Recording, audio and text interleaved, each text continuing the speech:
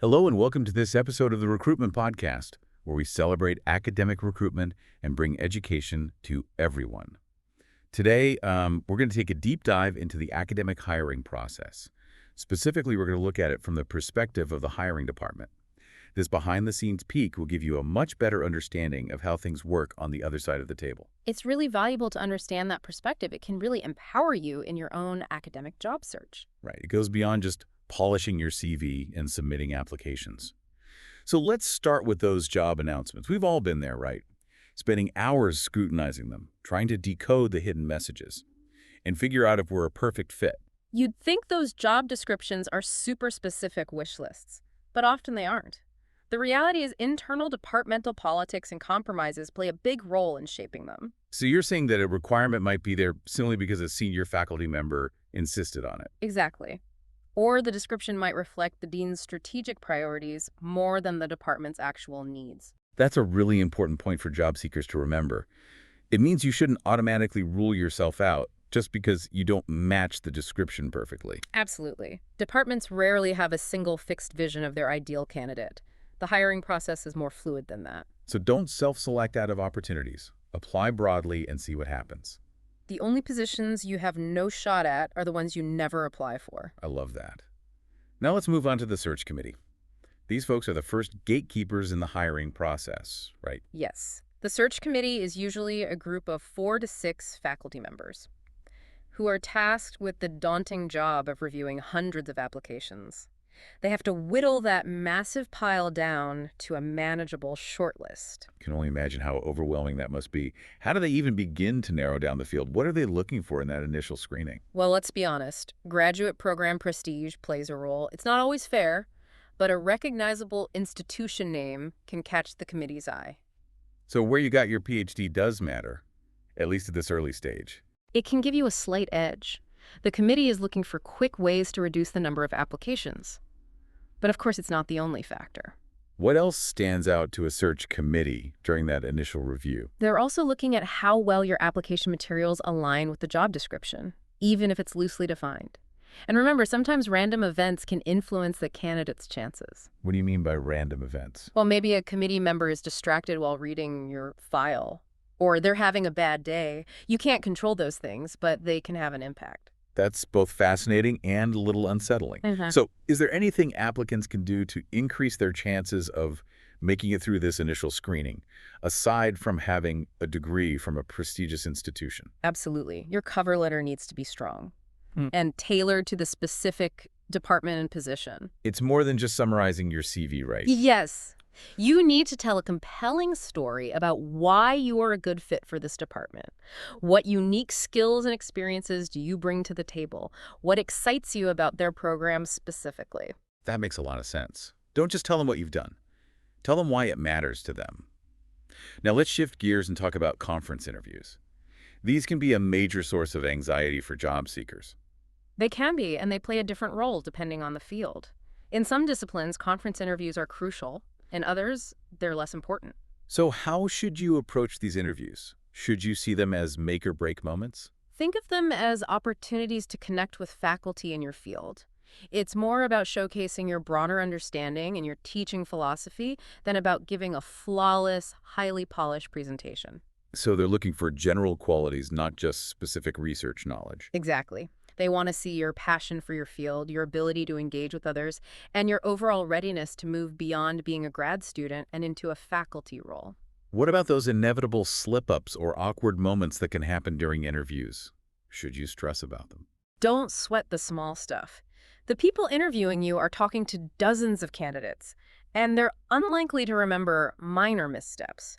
Focus on the bigger picture, making a positive overall impression. That's reassuring. So after the conference interviews, the selection process gets even more intense, right? What happens next? The search committee takes a deeper dive into the remaining applications. They shift their focus. Now, instead of looking for reasons to keep someone, they're looking for reasons to discard them. So the stakes are even higher. What are some common reasons a candidate might get eliminated at this stage? A cover letter that's just a rehash of the CV is a red flag. Remember, the committee wants to see why you're a good fit for their department, not just a list of your accomplishments.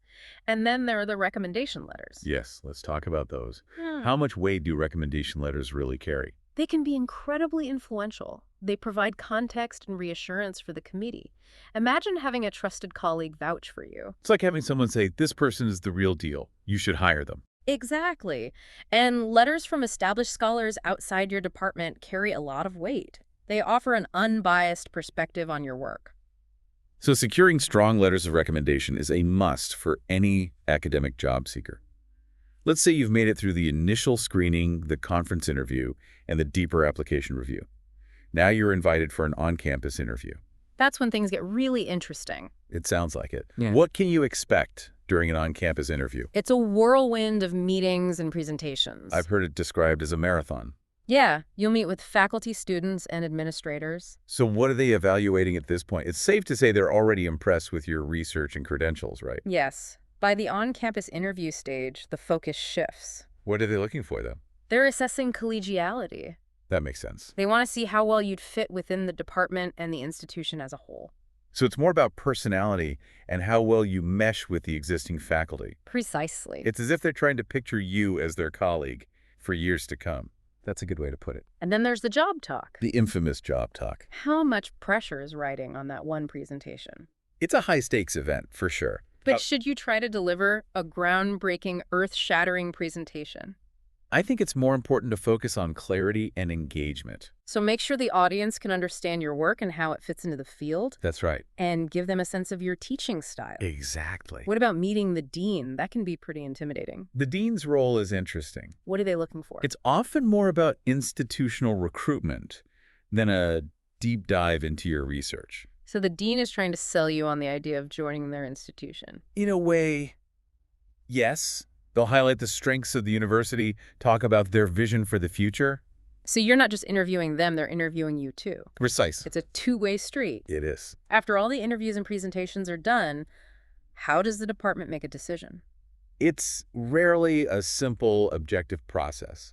It's often a mix of factors. What kind of factors? The candidate's qualifications, the department's specific needs, and even the personal dynamics within the faculty. So it's not always a purely merit-based decision. There are a lot of moving parts. What happens once a decision is made? The department extends an offer.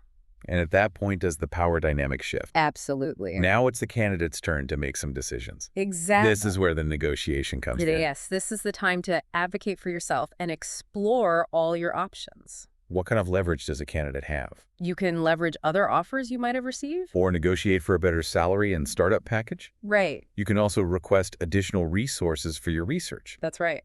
It sounds like understanding the entire hiring process from both sides gives candidates a real advantage. It allows them to approach each stage more strategically.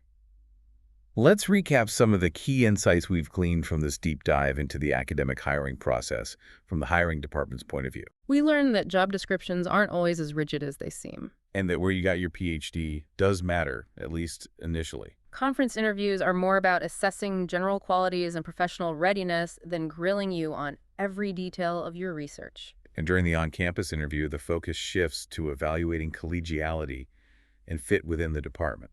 The job talk should prioritize clarity and engagement over a groundbreaking presentation. And meeting the dean is often more about the institution recruiting you. And finally, once an offer is extended, candidates have a real opportunity to negotiate for what they need. This has been incredibly insightful. I agree. I feel like I've gained a whole new understanding of the academic hiring process. It's a complex process, but understanding it can help you feel more empowered. Before we wrap up, is there any final thought or advice you'd like to leave our listeners with? I think the most important thing is to remember that the academic job search is not just about finding the most qualified candidate on paper. Right, it's about finding the right fit. Exactly. The Yeah. best fit for the department, for the institution, and for the students. Yeah, you need someone who will excel in their research and teaching, but also someone who will contribute to the university community in a positive way. It's a much more holistic evaluation than people realize. So as you navigate your own academic job search, Don't just focus on checking off boxes on a list of qualifications. right, present yourself as a well-rounded individual. Someone who can make a meaningful contribution to a specific academic community. That's a great takeaway for our listeners. It's been a pleasure to be here. I've really enjoyed this conversation. It's been so insightful. Thank you for joining us on this deep dive into the academic hiring process. I always enjoy demystifying this world and empowering academics with knowledge. To our listeners, thank you for tuning in to the Recruitment Podcast. Remember, you can view all higher ed jobs at academicjobs.com. We'll be back next time with another deep dive into the world of academic recruitment. Until then, keep learning, keep growing. And keep pursuing your academic dreams.